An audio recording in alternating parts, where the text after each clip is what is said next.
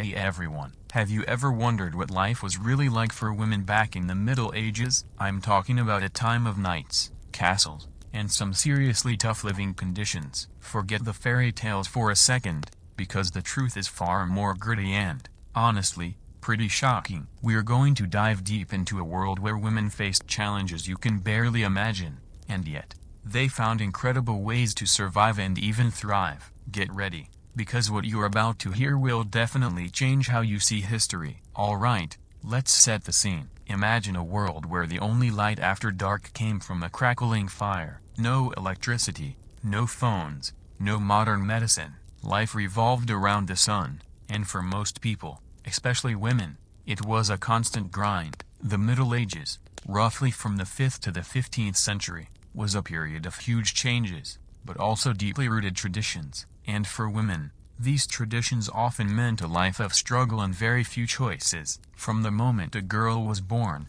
the odds were stacked against her. It's hard for us to really get our heads around this today. We live in a world of advanced healthcare and human rights, but for them, it was brutally different. Just think about how high infant mortality rates were. Something like 30 to 50% of kids didn't even make it to their 5th birthday. Accidents, not enough food, and sickness took so many young lives. Every cradle had the shadow of an early grave hanging over it. And childhood as we know it, that carefree time of playing and learning, nope, not for most. Kids were seen as tiny adults. As soon as they could walk and talk, they were expected to help out with chores and work. Childhood was basically a training ground for grown-up responsibilities. For girls, this meant learning all about the home. They didn't go to school like boys sometimes did. Instead, their moms, grandmas, and older sisters taught them everything. They learned to cook, sew, spin wool, and take care of babies and sick people. Modesty, obedience, and just doing what they were told were the main things they were taught. Religious stories also played a huge part, cementing their place below men. Reading and writing were super rare for girls, especially for the average peasant. Only about 5% of even the rich girls could read. Teaching girls wasn't a priority, getting them ready to be wives and mothers was. And that end of childhood often came fast, with puberty and marriage. Marriage back then wasn't about finding your soulmate. It was a business deal. It was about making families stronger, gaining money, and having kids. Girls' marriages were usually arranged by their fathers, and the bride didn't get much say. The law said girls could marry at 12, boys at 14, but most women actually got married in their late teens or early 20s, especially poor peasant girls who were needed for labor at home. Still, sometimes very young girls, especially rich ones, were married off to much older men for power or money. Can you imagine the fear? Leaving your family to go live with a stranger? Take Isabeau of Bavaria, for example. At just 15, she was married to King Charles VI of France, a man 16 years older than her. She was a beautiful girl from a smaller noble family, a pawn in a political game between France and Bavaria. Her own feelings didn't matter. Suddenly, she was thrown into the dazzling, but strange, French court, totally unprepared for being a queen. Her main job, to have a son to secure the royal family line. This duty would pretty much take over the rest of her life as a wife and mother. From our modern point of view, it's hard to truly understand how hard this transition was for these young brides, ripped from their homes and pushed into this overwhelming new role. Many must have felt so alone. Wedding ceremonies weren't the big white lace events we think of today. For common people, it was a simple promise in front of witnesses, maybe a priest. Only the rich could afford bigger parties, but even then, it was more about joining families than about the couple themselves. The bride was basically handed from her father's control to her husband's. In some cases, a woman would even leave her birth family entirely, especially if she was poor. She'd move into her husband's house, expected to quickly fit into a new family and find her place. This could be a real struggle for a young bride still learning how to run a household. But of all the huge responsibilities a young wife had,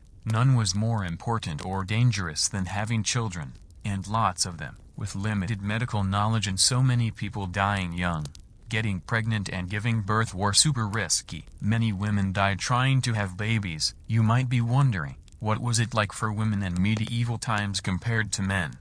Or maybe how did medieval women fight back against these challenges? We'll get to those. The church was a huge part of medieval society, and it often made things harder for women. Church teachings basically said women were inherently sinful and weak, all because of Eve tempting Adam. Their beauty was seen as a danger, something that could lead men astray. Women were expected to cover their hair and dress modestly so they wouldn't, inflame male lust. At the same time, as wives and mothers, they had to be obedient, pure, and chaste. Any hint of flirting or anything sexual could ruin a woman's reputation. If a husband cheated, it was always seen as the wife's failure. A husband could easily accuse his wife of being unfaithful, and the punishments were brutal. An accused woman might be stripped to the waist and paraded through the streets while someone shouted out her sins. She could be whipped, dunked in water, or put in stocks while crowds made fun of her and threw rotten food. In extreme cases,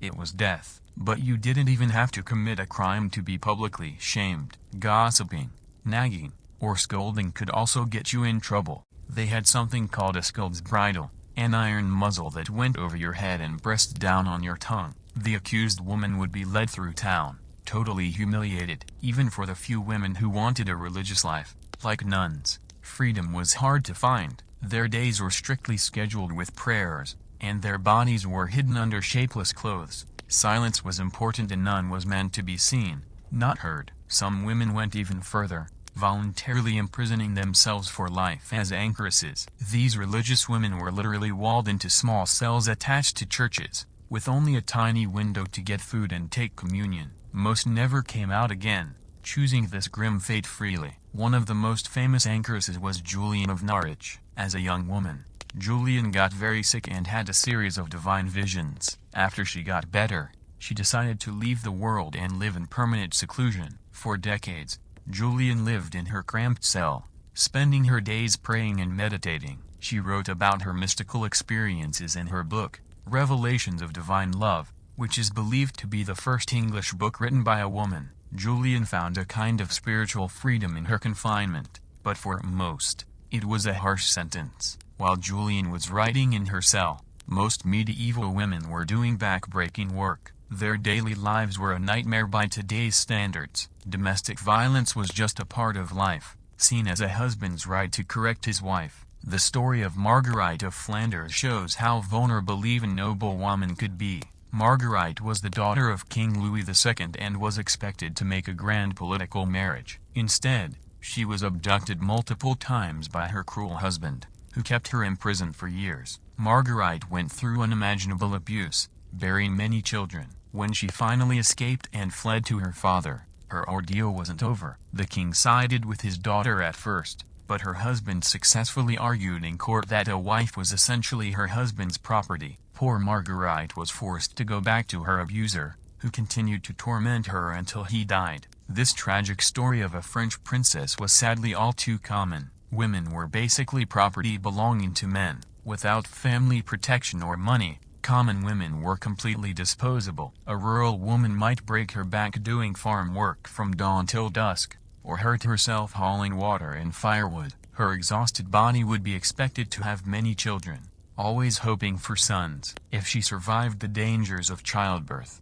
she then had to deal with being nearly starved because food was scarce. Not enough food and constant stress would make her old before her time. Sickness and bad hygiene ruined her health. Fleas, lice, and bed bugs were constant companions. She was old before her time. For unmarried women, surviving often meant begging or even prostitution. Unattached women were deeply mistrusted by medieval society. Women were expected to be under the control of a man, either a husband or a male relative. Without that protection and control, they were seen as dangerous and unnatural. Those who sold their bodies to survive lived on the fringes of society. Prostitutes were both needed and hated. Cities like London had specific red light districts where brothels could operate legally, but for women caught working outside those areas, severe fines and time in the stocks awaited them. As bad as their situation was, prostitutes still fared better than other desperate women. Those who became homeless or joined wandering criminal groups risked brutal treatment from the law. Medieval justice was swift and merciless. Women could be whipped,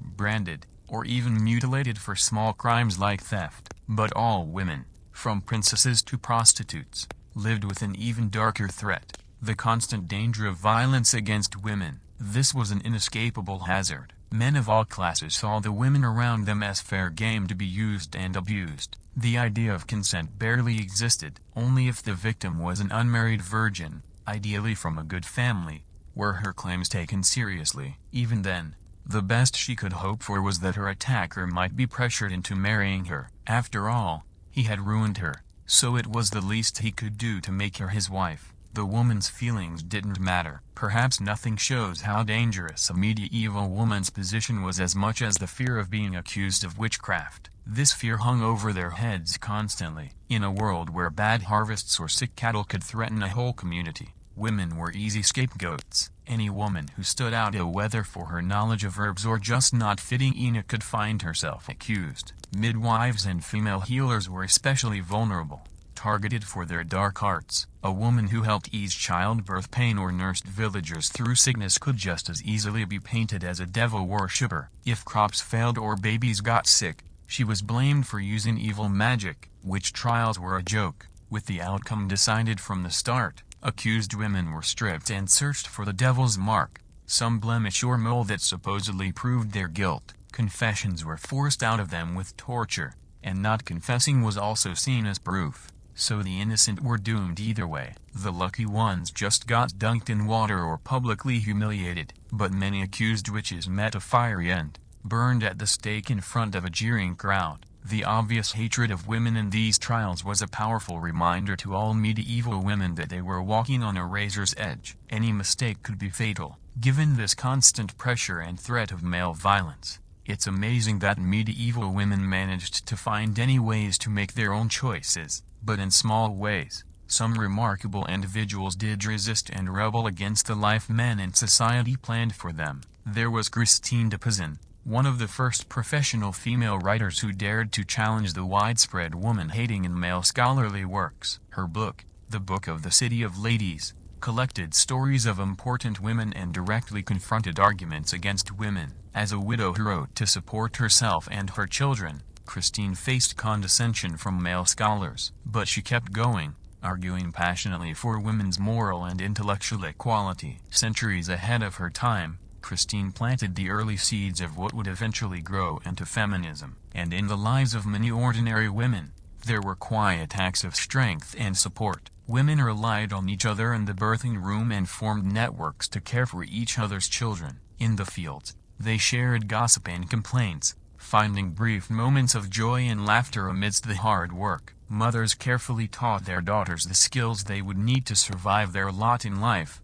from managing a household to navigating the tricky waters of marriage. They armed the next generation with the tools to endure, if not completely overcome, the hardships that awaited them. Yes, the overall picture for medieval women is grim. Their world was one of endless hard work, suffering, and submission. And yet, it's really important to see that women were never just passive victims. They found ways to claim power and agency where they could, in both big and small ways. Through it all, they showed remarkable strength, grace, and resilience. As we finish our journey through the tough realities of medieval womanhood, it's worth thinking about how far we've come. Today, the idea that women are property to be treated as men see fit is horrifying. And while accusations of witchcraft might still happen in some cultures, we no longer burn women at the stake for crimes they didn't commit. But even as we acknowledge this progress, we have to be clear-eyed about the very real injustices and oppression women still face around the world.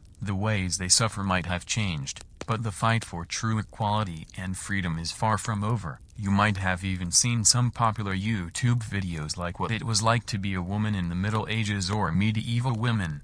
Beyond the myths that try to explore these topics, they scratch the surface, but there's so much more to uncover. So, as you relax, take a moment to appreciate the deep strength and courage of the women who came before us. They endured the unbearable, and in doing so, they paved the way for future generations to create a better path. We stand on the shoulders of the medieval women who persevered, and we owe it to their memory to keep striving for a world where every woman can live with dignity, safety, and liberty. The road ahead might be long, but as Christine de Pizan so powerfully wrote, The female sex has been left defenseless for so long that some men think it is the way it has to be. Brick by brick, we are proving those men wrong and building a new reality. Medieval women may have lived in a time of darkness, but their unbreakable spirits lit the way forward, like candles in the night, guiding us on. And that, my friends, is important history worth remembering. Now,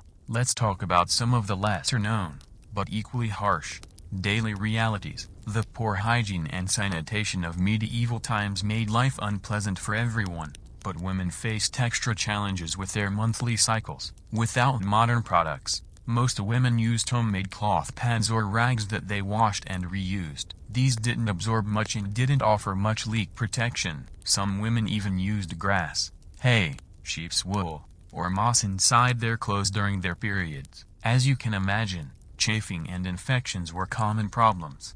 Bathing was a rare luxury for lower-class medieval women. Even if they had access to a river or stream, the water was often dirty with human and animal waste, spreading diseases. Most people believed that water could carry sickness into the body through skin pores. This led to very infrequent bathing, maybe a few times a year, supplemented by sponge baths. Lice and fleas were everywhere. Laundry was another constant battle. Clothes had to be washed by hand in a pot over the fire or in a river, scrubbed against a washboard, then wrung out and hung to dry. The process was backbreaking and took forever. Wet, heavy clothes near a fire were a burn risk. Most families only owned 1 or 2 sets of clothing that were worn out, making laundry even harder. In the castles and manor houses of the rich, cleanliness was a bit better, but still nowhere near modern standards. The wealthy could afford servants to heat water, prepare baths, and do laundry more regularly. Scented oils and herbs masked odors. However,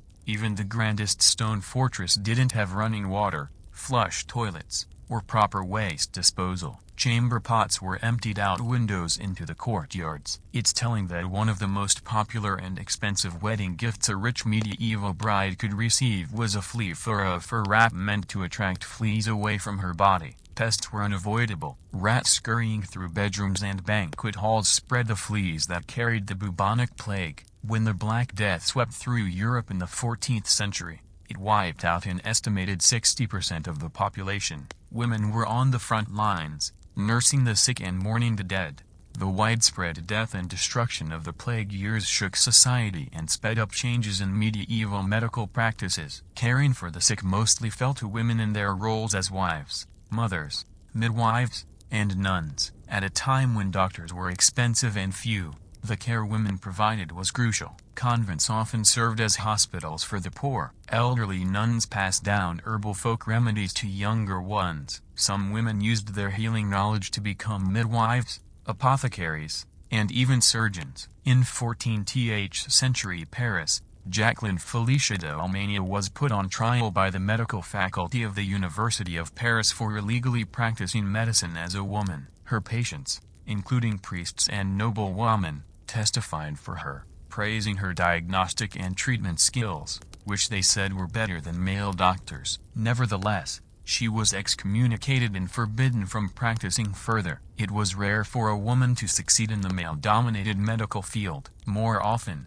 a woman's home remedies were called witchcraft and superstition. Anyone who went against approved church teachings risked being branded a heretic or witch. Midwives were especially vulnerable to accusations of sorcery. If a baby or mother died in childbirth, or if a woman knew about plants and herbs for easing pain or ending pregnancy, she could be condemned for working with the devil. The wise woman of a village might be respected as a healer when she was young, but hated as a witch when she was old. Inquisitors interrogated and tortured suspects, forcing confessions. Once a woman was accused, it was almost impossible to prove her innocence, especially if she was unmarried or elderly with no male relatives to defend her. Women made up over 80% of the estimated 50,000 to 100,000 unfortunate souls executed for witchcraft between 1500 and 1660. Witch hunts and burnings were the ultimate expression of the medieval patriarchy's need to control and punish women who dared to defy cultural norms. Even a woman who tried to be a perfect wife,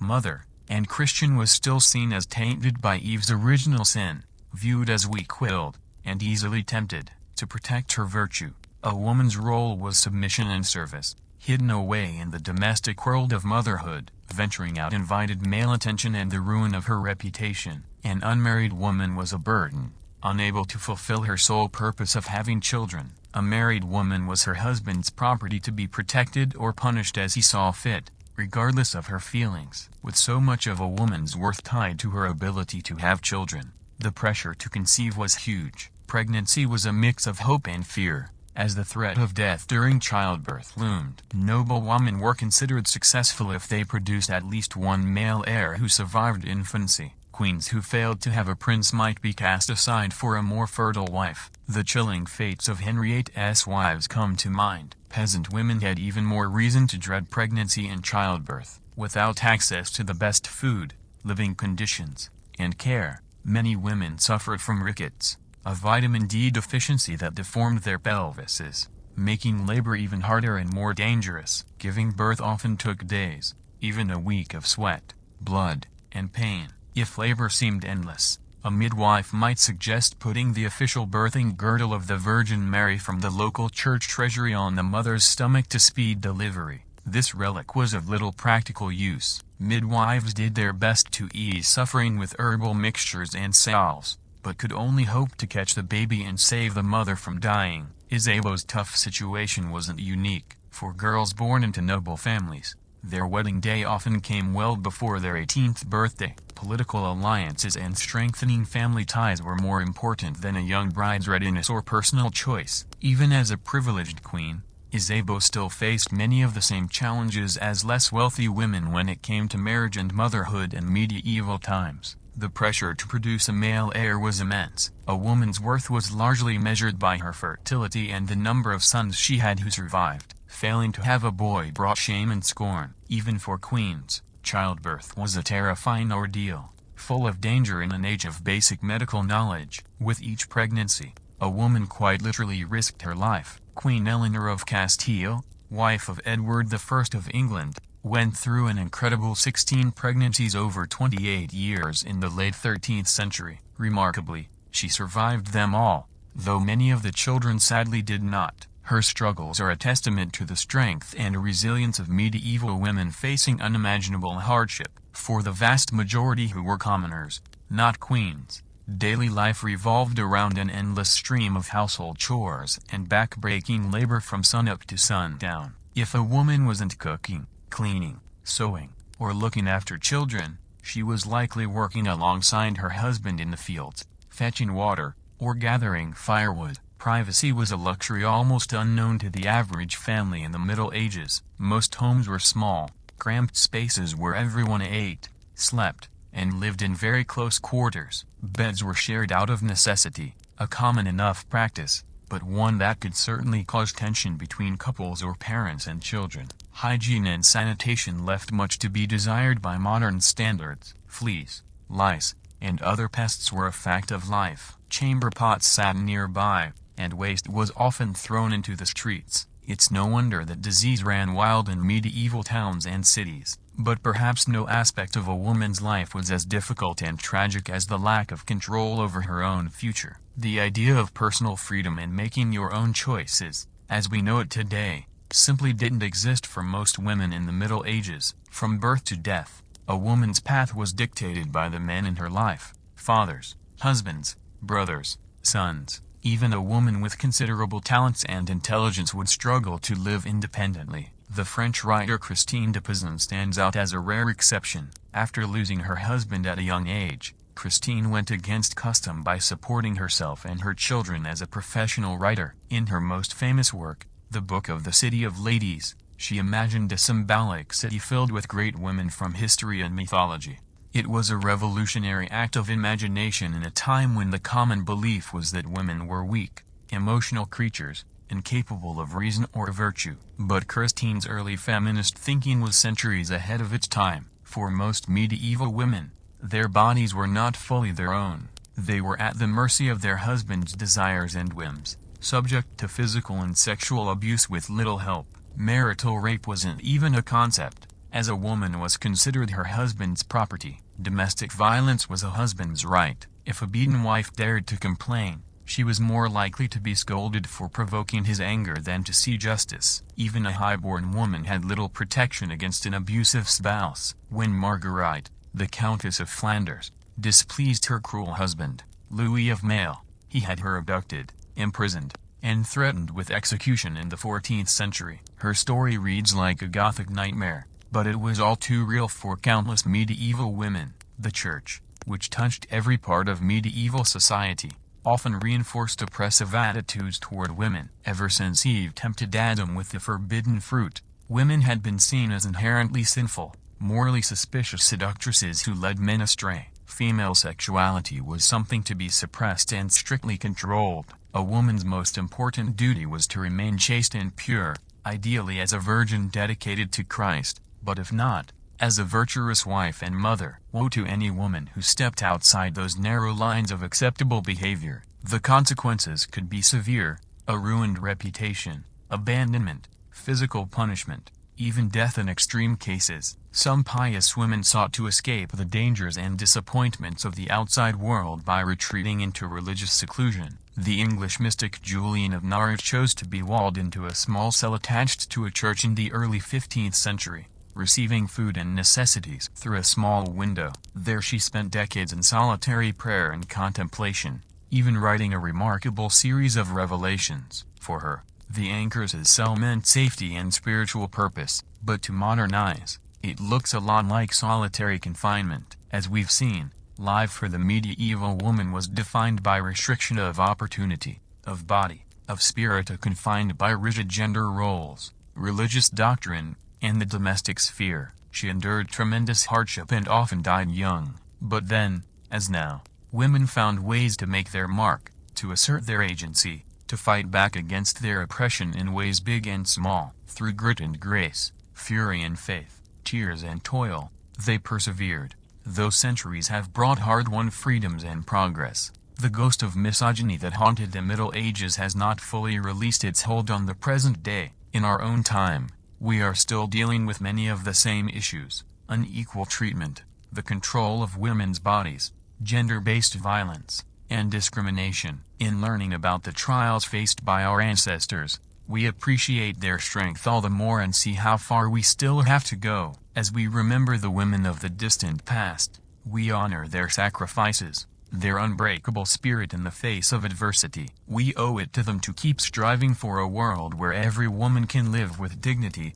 safety, and liberty. The road ahead may be long, but as Christine de Pizan so eloquently wrote, the female sex has been left defenseless for so long that some men think it is the way it has to be. Brick by brick, we are proving those men wrong and building a new reality. Medieval women may have lived in a time of darkness, but their unbreakable spirits lit the way forward, candles in the night, guiding us on. The gloom and chill of a typical medieval peasant dwelling are hard for us to imagine today, accustomed as we are to modern comforts. Imagine a 1 or 2 room hut, with walls made from wooden stakes woven with sticks and packed with a rough mixture of mud, straw, and manure. The floor was simply hard-packed dirt, walked on by generations. If the family was slightly better off, they might have the luxury of a few rough wooden planks laid across the earthen floor, but there would be little relief from the damp and cold seeping up from the ground, chilling you to the bone. The thatched roof might keep out the worst rain,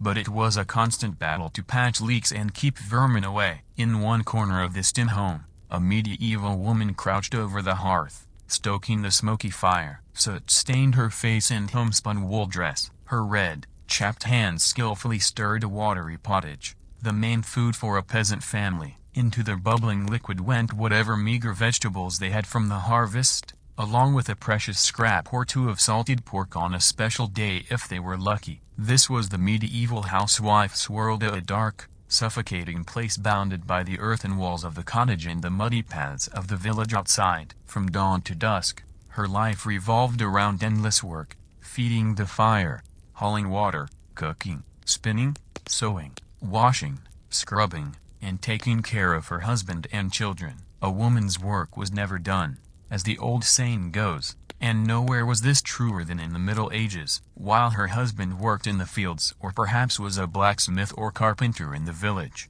a woman's place was firmly in the home. Her role was to be the subservient caretaker, with little thought given to her own needs, desires, or ambitions. Her tools were simple and few: a couple of cast iron pots, some wooden bowls and utensils, a stone quern for grinding grain into flour, a spindle and distaff for spinning wool into thread. With these meager tools, she was expected to perform domestic miracles, making scarce resources feed and clothe her family. But even as she stirred the pottage and kneaded the dense black bread that was the staple of the medieval peasant diet, a woman's mind might wander to higher things. The village priest's Sunday sermon had spoken of the Virgin Mary, that perfect example of feminine virtue who had given birth to the Savior himself. Surely there must be some greater purpose to a woman's life than this endless hard work. Such dangerous thoughts were quickly suppressed, however. For a medieval woman, the path to salvation lay not in grand dreams,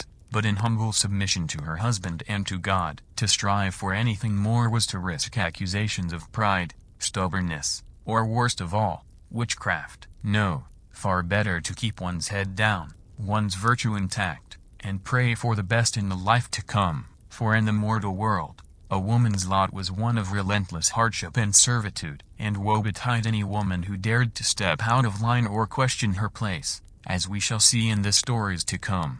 One such woman who dared to dream of a different kind of life was Christine de Pizan, born in Venice in 1364. Christine's father was a famous physician and astrologer who got a job at the court of King Charles V of France when Christine was just a small child. Growing up in the educated atmosphere of the royal court, Christine received the best education a medieval girl could get. She learned to read and write in Latin and French, studied classic literature and philosophy, and even had access to the king's amazing library, a treasure of knowledge unimaginable to most people at the time. Her father, who was progressive for his era, believed in developing his daughter's mind and encouraged her studies. At the age of 15, Christine was married to a nobleman named Etienne du Castel. It was an arranged marriage, as was typical, but by all accounts, the couple grew to love and respect each other deeply. Christine had 3 children and settled into the expected role of a dutiful wife and mother. But Christine's peaceful home life was not to last. In just a few short years, she lost her beloved husband to an outbreak of plague, followed by her father's death soon after. At the age of 25, Christine found herself a widow and an orphan, left alone to support herself and her young children in a world that had little use for an educated woman without a man's protection. Facing financial ruin and the loss of her cherished library, Christine made a brave and almost unheard-of decision. She would support her family through her writing, becoming one of Europe's first professional female authors. With quill and ink, Christine carved out a place for herself in the almost exclusively male world of medieval literature. She started by writing love ballads and religious poetry, types of writing considered suitably feminine and unthreatening. But as her confidence and reputation grew, Christine turned her mind to more serious matters. In her most famous work, The Book of the City of Ladies, she wrote a passionate defense of women against the misogynistic attitudes of her time. With elegant,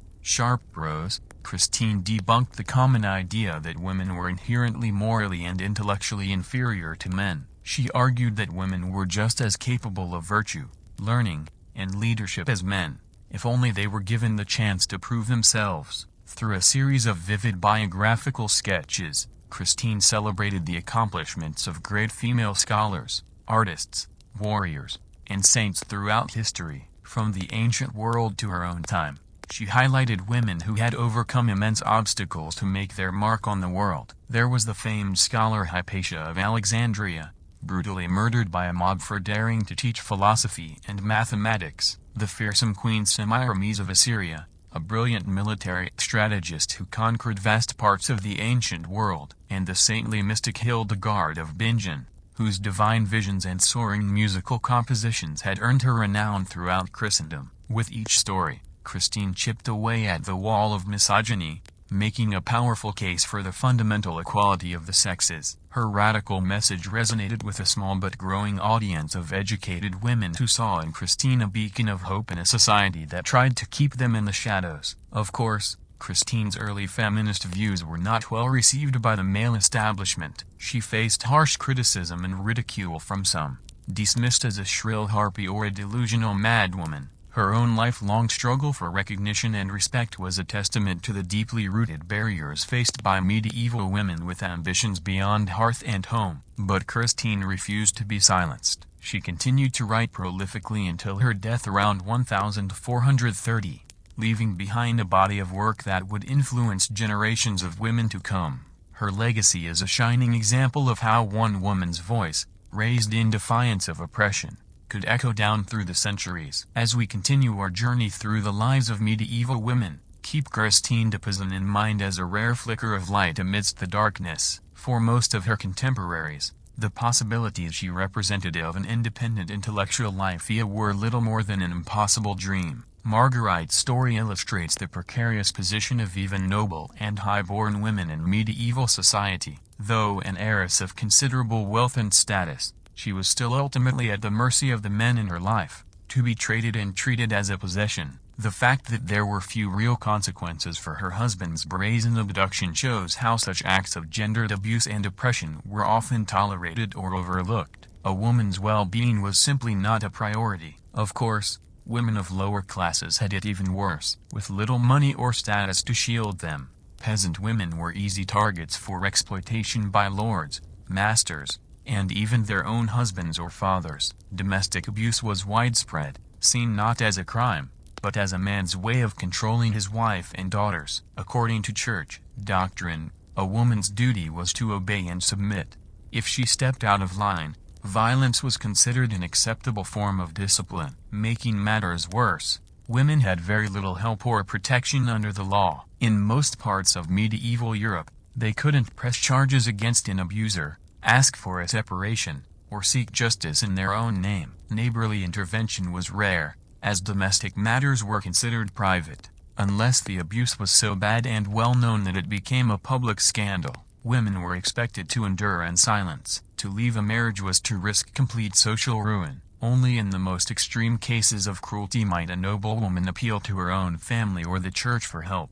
But such requests were not always heard. After all, a wife was a husband's property, his to treat as he pleased within the privacy of the home. It was not uncommon for a beaten wife to be sent back to her abuser after a brief respite. Unless her family could afford to quietly send her to a convent, her options were bleak. The vulnerability of women is perhaps best shown by one of the most famous abduction cases of the Middle Ages, that of Marguerite of Flanders. Born in 1350, Marguerite was the only daughter of Louis II, Count of Flanders. As his sole heir, she was set to inherit one of the richest territories in Europe, making her a prime catch on the medieval marriage market. At the young age of 11, she was married to Philip of Rouvers, Duke of Burgundy, but he died just 4 years later, making teenage Marguerite a very wealthy widow in need of a new husband. Her father quickly arranged another political marriage, this time to Philip the Bold, also of Burgundy. However,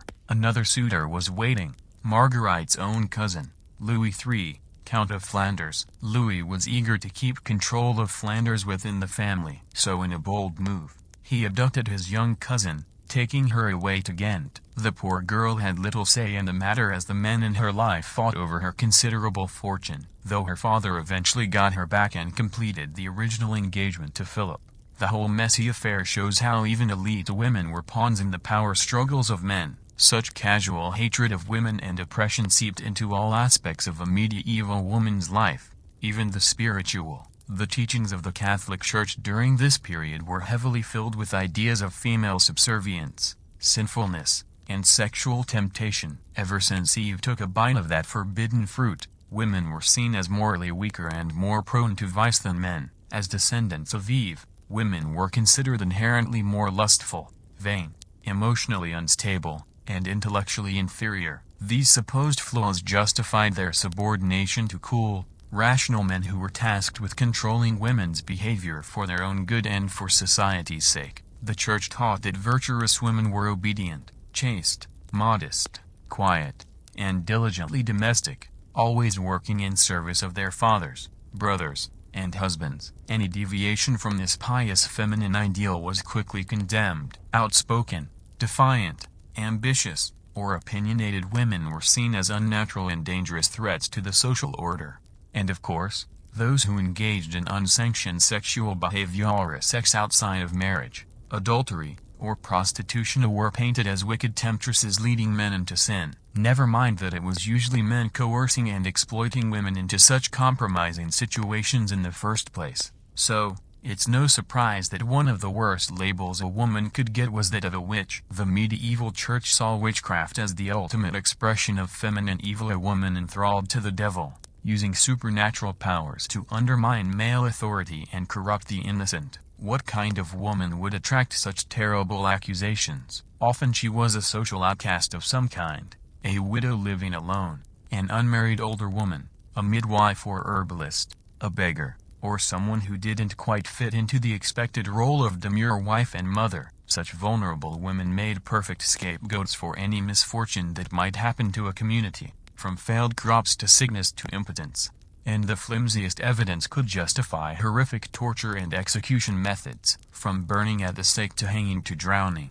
The much-feared witch hunts of the early modern period had their roots in the medieval church's deep distrust and demonization of uncontrolled female power. Of course, the threat of witchcraft could also be used for more cynical reasons. Charges might be brought to punish a woman who rejected a man's advances or dared to speak her mind too boldly. Widowed or single women living on the edges of society were common scapegoats. The vague nature of the crime made it a convenient excuse for removing inconvenient women. Beyond the most violent episodes, daily spiritual life centered on a steady stream of masses, feast days, and seasonal celebrations. Women were expected to be the pious heart of the family, taking care of prayers and devotions. The cycle of church festivals structured the year: Advent, Christmas, Lent, Easter, Saints' Days. Much of a woman's free time revolved around preparing for these events. At the same time, traces of older pagan traditions survived and mixed with Christian practices. Medieval holidays often had boisterous, earthy elements like maypole dances and harvest revelry that the church tried to control. Some women surely found ways to experience joy and release within these quasi-religious festivities. Ultimately, the church was a pervasive framework that medieval women had to navigate with extreme caution. It offered both an ideological justification for their subjugation and an occasional escape route from worldly demands. Women had to walk a razor's edge, meeting high expectations of virtue while facing perpetual suspicion. Conforming to religious doctrine was yet another constraint on their freedom. As we've seen, whether in the domestic sphere, the world of work, or the eyes of the church, medieval women faced relentless challenges. But even in this unforgiving landscape, some found ways to carve out meaning and exert agency, however small. In the final stretch of our journey through this distant yet relevant era, we'll meet a few more extraordinary women who managed to make their mark and consider how the medieval mindset continues to shape gender dynamics today. The road behind us is long and winding, but there are still revelations ahead. The days were long and hard for medieval women, filled with an endless list of chores and responsibilities. From sunup until sundown, a woman's work was truly never done. While their husbands and fathers worked in the fields, plied their trades, or rode off to war, it fell to the women to keep the home fires burning, and burning they kept them, rising before dawn each day to stoke the flames, cook meals, tend to children, and care for the sick and elderly. There was little rest and even less recognition for the vital role women played in keeping their families and communities running. Their daily labors were seen as simply an extension of their womanly duties, as natural and expected as the rising and setting of the sun. A woman's worth was measured not by her intelligence, her talent, or her dreams, but by the sons she bore, the tidiness of her home, and the subservience she showed to her male superiors. The few women who dared to step outside of these confining roles faced scorn, suspicion, and even outright danger. To be an independent woman, or God forbid an educated one, was to go against the very laws of nature in the eyes of medieval society. The weaker sex had their place, and woe betide any woman who strayed from it. But even within the rigid hierarchy that governed every aspect of a woman's existence, there were those who found ways to carve out a measure of agency and self-determination. Through sheer force of will, they made a way out of no way. They bent the rules that would constrain them, exploited the loopholes in the patriarchy, and when all else failed, They secretly subverted and undermined the system that sought to keep them down. These were the women who became healers and midwives, nuns and anchoresses, artists and writers. They were the ones who brewed ale and traded in the marketplaces, who spun and wove and built cottage industries that supported their families. They may not have openly defied the status quo, but in their own quiet ways, they challenged it every single day. One such woman was Christine de Pizan, often regarded as Europe's first professional female writer.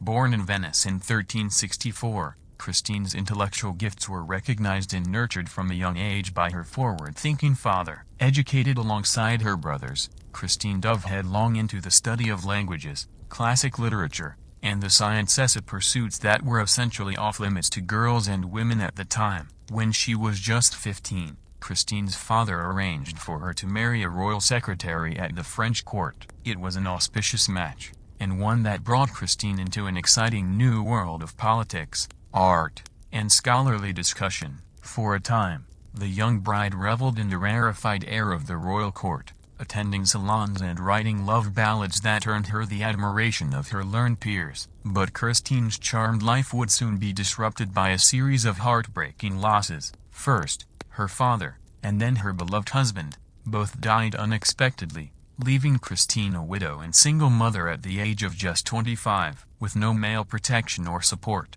Christine and her children faced an uncertain future. Lesser women might have crumbled under the weight of such adversity, but not Christine de Pizan. With characteristic pluck and determination, she picked up her pen and parchment and went to work. At a time when few women could even read and write, Christine began producing poems, essays, and allegorical works at a prodigious rate. Her output was astounding, both for its sheer volume and its daring originality. What made Christine a truly revolutionary figure, however, was not just her literary prowess, but also her willingness to tackle subjects that were considered strictly off-limits for women. She wrote extensively about politics, war, and the role of women in society, boldly challenging the misogynistic attitudes of the day. Her most famous work, The Book of the City of Ladies, was a spirited defense of women's intellect and capabilities and a scathing critique of the many injustices they faced. In this groundbreaking text, Christine reimagined history from a female perspective, celebrating the accomplishments of great women throughout the ages. She conjured a utopian city populated and governed entirely by women where they were free to pursue knowledge, art, and self-fulfillment without limits. It was a radical vision for its time, and one that would plant the seeds of feminist thought for generations to come. Through her words, Christine de Pizan not only made a name and a living for herself, but she also opened up new possibilities for women in the world of letters. She showed that a woman could be both a serious scholar and a commercially successful author, paving the way for other gifted female writers to follow in her footsteps. Of course, Christine's remarkable success story was very much the exception rather than the rule in medieval times. For the vast majority of women, the pursuit of education and intellectual endeavors remained an impossible dream. Most could not read or write, and even those who could were often discouraged or outright forbidden from doing so by the men in their lives. The idea that women were mentally inferior to men was so ingrained in medieval society that it was practically accepted as gospel truth. Learned scholars and religious leaders devoted endless pages to elaborate theories about the deficiencies of the female mind. Women, they argued, were too weak, too emotional, and too easily swayed by temptation to be trusted with serious matters of the intellect. These beliefs had very real and damaging consequences for medieval women's health and well-being. With little understanding of female biology, doctors routinely misdiagnosed and mistreated women's medical issues. Menstruation was seen as a curse, a sign of women's inherent uncleanliness. Menopause was considered a form of madness, and childbirth, that most quintessentially female experience, was a perilous undertaking that claimed countless lives. In the absence of trained doctors and midwives, women were left to rely on folk remedies, superstition, and the wisdom of other women to see them through their most vulnerable moments. Herbal concoctions were brewed to ease the pain of labor, amulets and charms clutched in the hopes of ensuring a safe delivery. But all too often, these desperate measures were not enough, even for those women who did survive the dangers of childbirth. The specter of death was never far off. Disease and malnutrition were rampant, and accidents a constant threat in a world lit only by fire. A simple cut could lead to a fatal infection. A fall from a horse or down a flight of stairs could leave a woman crippled or worse. And if a woman did beat the odds and make it to old age, she was likely to be widowed, impoverished, and utterly reliant on the charity of others. In a society with no social safety nets, the fate of an aging woman was often a grim one indeed. With no husband or male children to provide for her, she might be forced to beg for scraps or move in with resentful relatives who saw her as nothing more than a burden. If she was lucky, she might find work as a servant or caregiver, eking out a meager living in her final years. But all too often, she would simply be left to fend for herself, abandoned and forgotten by a world that no longer had any use for her. It's a bleak picture, to be sure, but it's important that we don't forget the harsh realities faced by our foremothers. Their struggles,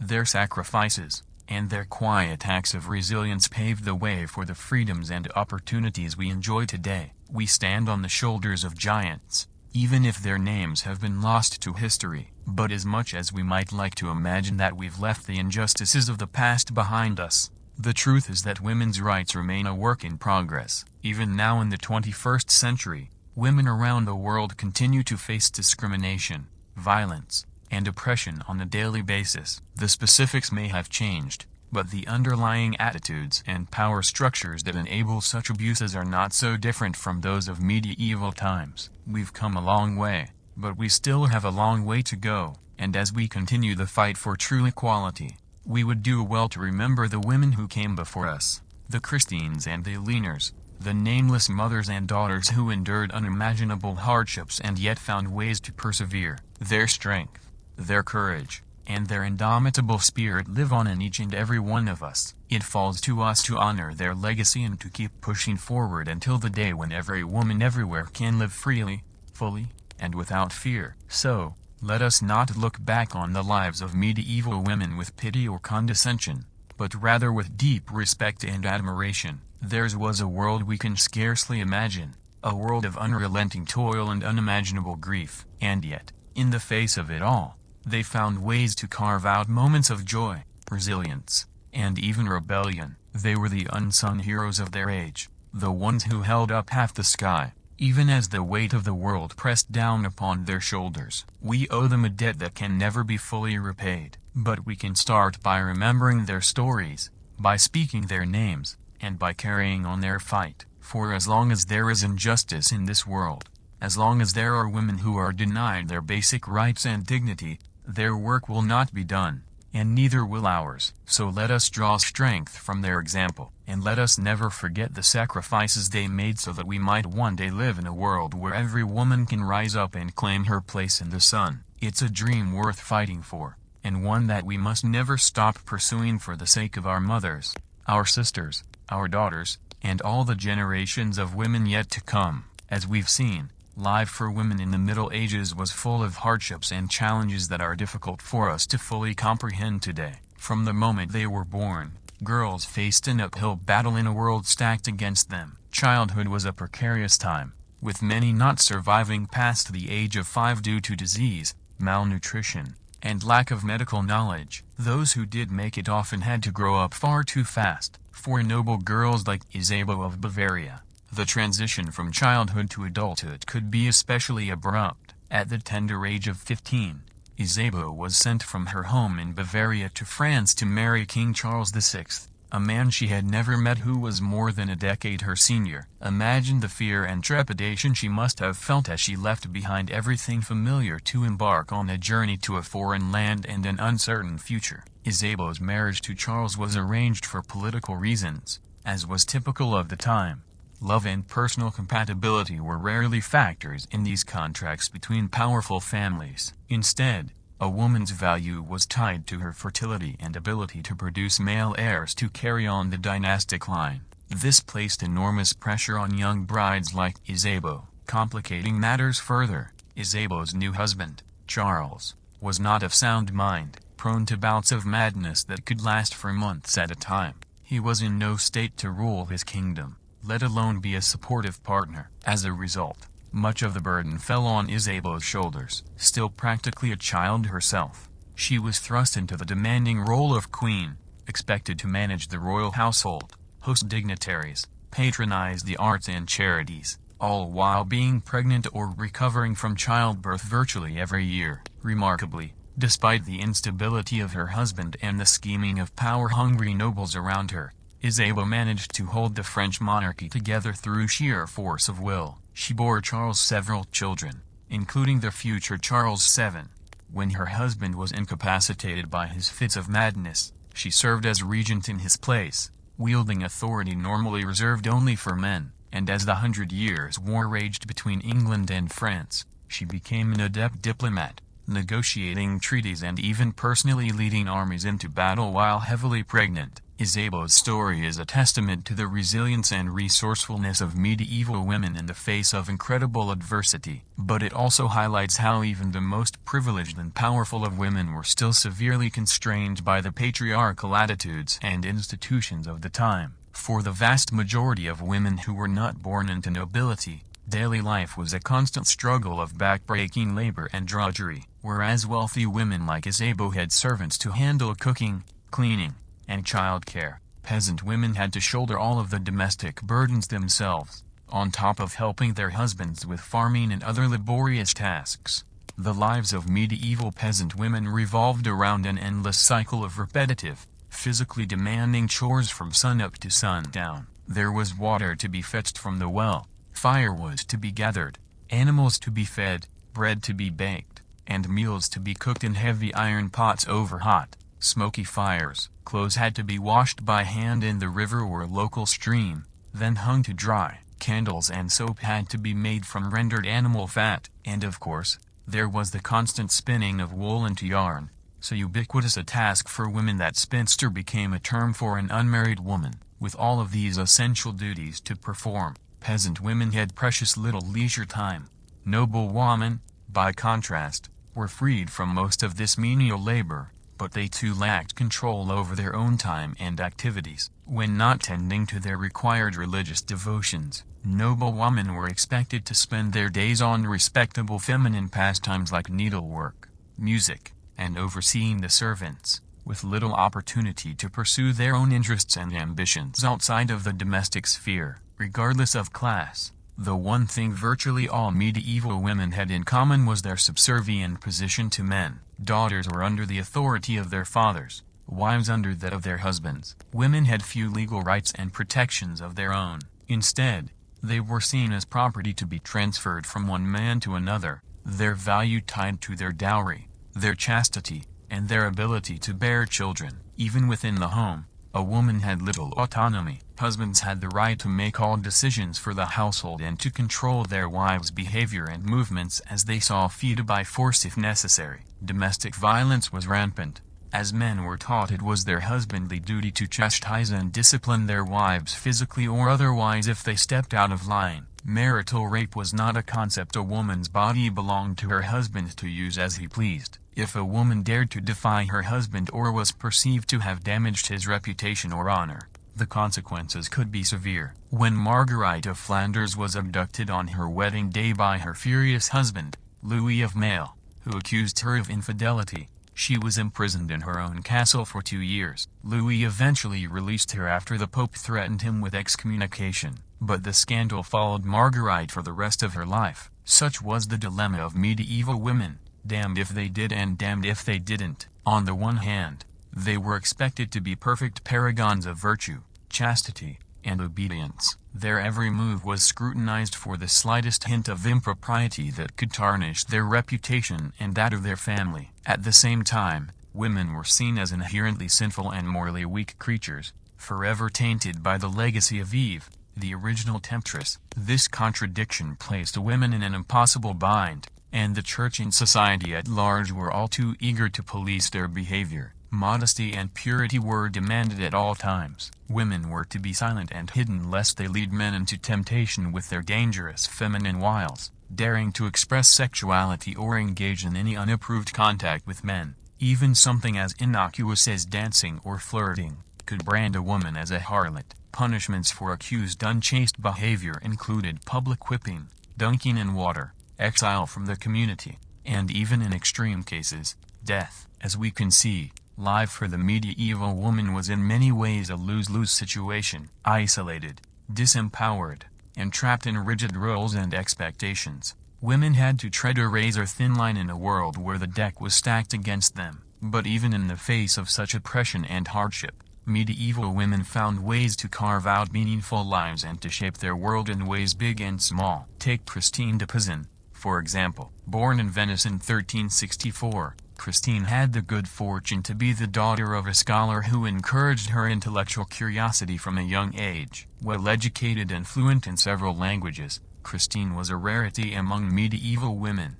When her husband died, leaving her a widow at 25, Christine did something even more extraordinary for the time. She became Europe's first professional female author, writing poems, books, and treatises that challenged the misogynistic attitudes of the day and argued for the equality of the sexes. In her most famous work, The Book of the City of Ladies, Christine creates an allegorical city inhabited by women of virtue and achievement throughout history. By celebrating the accomplishments and worth of women at a time when they were more often denigrated, Christine planted the seeds of what we might now call feminism. Her revolutionary ideas would go on to influence thinkers for generations to come. Christine was not the only medieval woman to break the mold. Hildegard of Bingen was a 12th century German abbess who made pioneering contributions to fields as diverse as theology, medicine, botany, and music composition. Joan of Arc, the teenage peasant girl who led the French army to improbable victories in the 100 Years' War, became a legendary heroine and an enduring symbol of female power. These exceptional women hint at the untapped potential and strength of so many of their contemporaries whose names and deeds have been lost to history. It's easy to get lost in a list of obstructions and abuses medieval women faced and to overlook their indomitable spirit in the face of adversity. Yes, their hardships and circumstances were in many ways appalling from our modern vantage point, but we shouldn't lose sight of their humanity, tenacity, and courage as well. Life for the average medieval woman was defined by grueling work, suffocating limitations, and the ever-present threat of violence. And yet they persisted and endured, through ingenuity and grit, through finding meaning and connection where they could, through the bonds of family and female friendship. These women survived and even thrived as best they could against the odds. Theirs is a legacy that is often neglected and undervalued, relegated literally to the margins of history books in favor of the deeds of great men. But taking the time to learn about and reflect on the daily struggles and triumphs of medieval women enriches our understanding of the human experience. It puts our own modern-day lives and lingering gender imbalances in perspective. And it reminds us of the strength and resilience of the so-called fairer sex who have always been the backbone and lifeblood of human society, regardless of the recognition and freedoms granted or denied them. The plight of medieval women can perhaps be best summed up by Christine de Pizan when she lamented in the Book of the City of Ladies, "No matter which way I turn, no matter where I cast my eyes, I see nothing but the cruelty of men towards women. And yet God knows women are not of a different species from men. They are human beings just as much as men are, though separated from us by centuries." Christine's words still ring painfully true. Medieval European women may have endured especially trying circumstances, but the basic inequalities and attitudes that constrain them have echoed across continents and eras. The fight for true female empowerment and equality is in many ways the defining struggle of human history, one that continues to this day.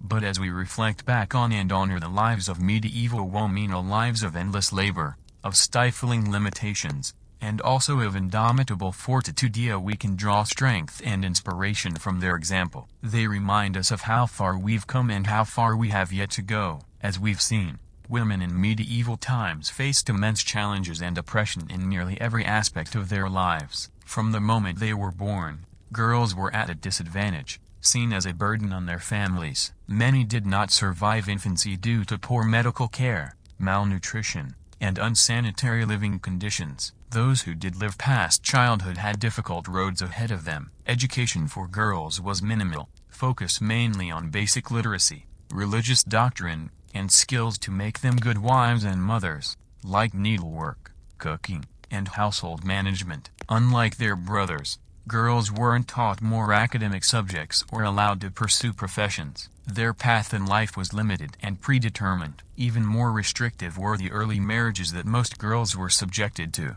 usually in their early to mid-teens. These arranged unions were made to cement political alliances or business deals between powerful families, with little regard for the desires of the young bride. She was essentially being traded as property from her father to her new husband. One poignant example is the story of Isabeau of Bavaria. At the tender age of 15, she was sent from her home in Bavaria to marry King Charles VI of France, a man she had never met who was many years her senior. Leaving behind everything familiar, she had to adapt to a foreign court and an unstable husband prone to fits of madness. As queen, Isabeau was thrust into a role of great responsibility, expected to exert a calming influence on her volatile spouse and produce male heirs to secure the royal line. All of this as a lonely teenage girl in a strange land. Her youth and lack of power in her marriage left her vulnerable to schemes and manipulation by other nobles. While Isabeau's tale is singular in its royal setting,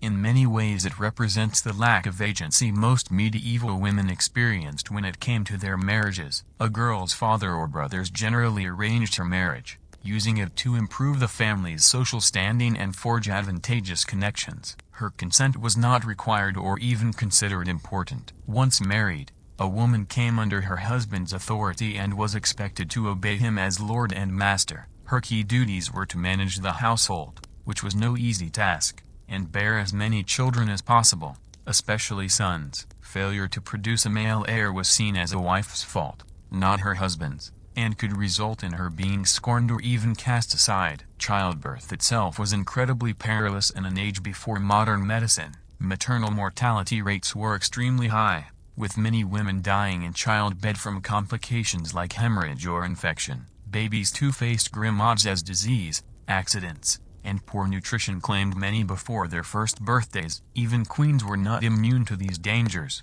Over the course of her marriage, Eleanor of Castile, wife of King Edward I of England, endured a staggering 16 pregnancies. While she did manage to provide several surviving sons, including the future King Edward II, Eleanor suffered many losses as well. Records indicate at least 3 of her babies were either stillborn or died shortly after birth. Others survived infancy only to be cut down by the illnesses that ran rampant in medieval times. Eleanor's own health was damaged by so many pregnancies and deliveries. She developed a prolapsed uterus, a painful condition that plagued her later years. In an era of limited contraception and no anesthesia or antibiotics, pregnancy was practically unavoidable for most married women and posed a serious threat to their well-being every time. But it was their duty to their husbands and society to keep bearing children despite the risks. This was just one of many ways a woman's needs and comfort were considered secondary to a husband's desires and the family's reputation. Her very life could be expendable in the quest for heirs. Such was the reality in a world where women were judged chiefly on their fertility and had few rights over their own bodies. Beyond the tribulations of multiple dangerous pregnancies, day-to-day domestic life for the typical medieval housewife was full of hardship and drudgery. She was essentially on call 24 hours a day, 7 days a week, responsible for cooking, cleaning, child-rearing, sewing and mending clothes, tending kitchen gardens and livestock, preserving food, and more. Hers was an existence of never-ending toil with infrequent breaks for rest or leisure. Up before dawn to stoke the fires and begin morning chores, she rarely stopped working until the rest of her family went to bed. Forget any notions of me time. A woman's schedule revolved completely around serving her husband and children. Depending on her family's social class, a housewife might have a maidservant or two to assist her, but their presence often meant additional work in training and supervising them. Lower-class women, of course, lacked this luxury and had to shoulder their heavy burdens alone. In cramped quarters with poor ventilation, she sweated over open hearth fires and cauldrons, hauling heavy pots of water and breathing in smoke. Laundering clothes and linens was an arduous, time-consuming process involving vats of boiling water, lye soap, and a washing board to scrub out stains. No convenient appliances like washing machines or vacuums, just pure elbow grease. Given the lack of indoor plumbing, disposing of chamber pots and cleaning privies was another lovely task. as was hauling water from the nearest well or stream for cooking, bathing, and household use. Forget running taps, she lugged heavy buckets back and forth multiple times a day. Preparing meals was a constant cycle without modern methods of food preservation and storage. No popping something in the microwave or opening a can. Cooking from scratch took hours and required planning ahead to make sure ingredients were on hand. Slaughtering and butchering animals, plucking fowl, smoking meats, curing fish, and more delightful jobs that fell to the woman of the house. Then there was the making and mending of garments. In an age before ready-to-wear or store-bought clothing, a housewife had to create wardrobes for her entire family, right down to the undergarments. Spinning yarn, weaving fabric, cutting and sewing. A single piece could take weeks to complete. When clothes inevitably wore out, she'd patch and darn them to get a bit more use before starting again. Toss in childcare, kitchen gardening, tending the sick with herbal remedies, perhaps making cheese, candles, or ale for extra income, and you begin to get the picture. Managing a medieval household was a massive undertaking requiring stamina, skill, and self-sacrifice. It left little room for anything else. Even women of noble rank with more servants at their disposal were still expected to oversee these affairs and pitch in with needlework and such. They might escape some of the roughest chores, but their lives were still enormously restricted compared to their husbands. While he got to ride off on business, politics, or warfare, she was mostly stuck at home minding the domestic front. So,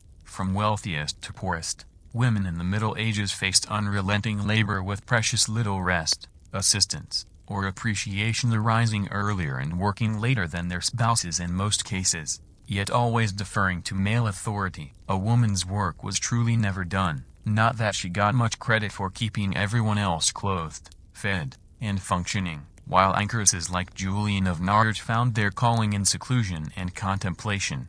Other religious women took a more active role in medieval society. The growth of the mendicant orders in the 13th century, particularly the Franciscans and Dominicans, opened up new opportunities for women to serve God and their communities. These orders welcomed lay sisters known as tertiaries who took vows of chastity and service, but lived and worked in the secular world rather than cloistered away in convents. Tertiaries ran hospitals, taught children, and cared for the poor and sick. They had more freedom of movement and association than enclosed nuns. One notable tertiary was St. Catherine of Siena. Born in 1347 to a large Italian family, from a young age, Catherine was drawn to an intense spiritual life of fasting and self-denial. Against her parents' wishes, she joined the Dominican tertiaries in her late teens. Unusually for a woman of her time, Catherine learned to read and write. She began corresponding with church leaders, offering advice and admonishment. She even rebuked the Pope for living in France rather than Rome. Imagine the audacity it took for a young laywoman to criticize the Vicar of Christ himself. Yet miraculously, the Pope listened. Swayed by Catherine's piety and wisdom, Pope Gregory XI returned the papacy to Rome in 1377, owning the Avignon papacy. St. Catherine was not only bold in confronting the powerful, but also tender in comforting the lowly during the plague outbreak in Siena. She nursed the sick and dying, dressing their oozing sores without any thought for her own safety. She saw Christ in the face of every suffering soul. Though Catherine and her fellow tertiaries did much good, they still lived and worked within the strict patriarchal system that limited women's voices. Only the most exceptional could rise to positions of influence, and always under the authority of male superiors. Most medieval women, of course, were not destined for sainthood or political influence. They simply toiled day after day, bearing as best they could the many hardships and restrictions placed on their sex. It's difficult for us in the modern day to fully grasp the lack of agency women had over their own lives and bodies. From birth until death, a woman belonged to the men in her life. First her father, then her husband, perhaps her son in widowhood. She had little say in whom she would marry, how many children she would bear, or what labor she would do. Education, property rights, and legal recourse against abuse were all heavily restricted. And yet, to paint medieval women as merely passive victims of oppression does not do justice to their full humanity. Within their narrow spheres, they found ways to carve meaning and wield what power they could. They formed supportive networks with female friends and relatives, They took pride in their children, their handiwork, their piety. In everyday acts of resiliency, a village woman going out to gather herbs to heal her sick child, an abused wife seeking sanctuary in a convent, a nobleman's daughter sweet-talking her father into a slightly later marriage. We see the unsung strength of the medieval woman. She may have had little control over the wider tides of history, politics, and religion that shaped her world, but in her daily life, she did what she needed to do to survive, and if she was very lucky, to find moments of joy and purpose. One small pleasure that was acceptable for women was, in fact, storytelling. In the castles, women might entertain each other with romantic tales of brave knights and their lady loves as they worked at their embroidery. In the villages, as the women spun and wove, they would share old legends and fairy tales passed down from their mothers and grandmothers. Telling stories was a way to entertain, to teach lessons, to dream of a world that was a little bit brighter and more hopeful than the drudgery of their daily lot. So although they left behind few written records in their own voices, the medieval women still shaped our culture through the stories they curated and kept alive, even in the darkest of times. In a way, the act of you and I engaging with history like this continues that lineage, spinning tales of people long gone, wondering about their struggles and their small victories, stitching together a more vivid understanding of our shared human experience. As we come to the end of our journey through the lives of medieval women, I invite you to sit with that understanding for a moment. Imagine all the women, the queens and the peasants, the nuns and the brewers, the teenagers wed to grandfathers and the weary old widows. Imagine them all as fully real people with fears and flaws and moments of surprising courage, not so different from you or I. And as you relax, I hope you'll dream of them. Dream of the ways, big and small, they shaped their world and paved the way for the freedoms we enjoy today. Honor their memory even as we work to build a world where all people, regardless of gender, have the opportunity to live freely and chart their own destinies. So, what do you think? Did anything about the lives of medieval women surprise you? I know it always gets me thinking. If you found this journey through history meaningful, or even just a little bit relaxing, I'd be absolutely thrilled if you'd smash that like button and subscribe to Boring History Guy for more deep dives into the fascinating, frustrating, and quietly inspiring tales of our shared past. There are so many stories left to tell, and I look forward to dreaming them with you. Sweet dreams.